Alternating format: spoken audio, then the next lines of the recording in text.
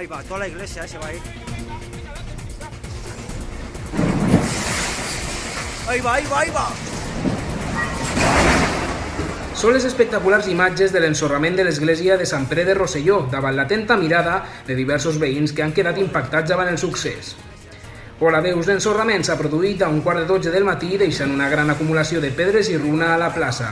L'enfondrament ha provocat una petita fuita de gas, però afortunadament no s'han hagut de lamentar ferits. L'alcalde del municipi, Josep Abad, ha explicat que des de fa 3 setmanes s'havia detectat una gran esquerda al campanar, de la qual el bisbat de Lleida ja en tenia constància i estaven estudiant com solucionar el problema. A primera hora d'aquest matí, una patrulla d'agents municipals, al passar per davant de l'església, han vist que havia caigut a terra una pedra de grans dimensions que ha fet saltar totes les alarmes. En veure el perill d'ensorrament han acordonat la zona i han desallotjat les 2 cases properes a l'església.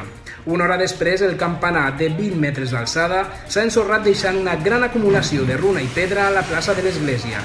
Ara caldrà esbrinar quines han estat les causes d'aquest sinistre, però tot apunta que el motiu principal serien unes obres d'ampliació de l'alçada del campanar que es van fer durant la dècada dels anys 80, les quals van malmetre els fonaments de la construcció.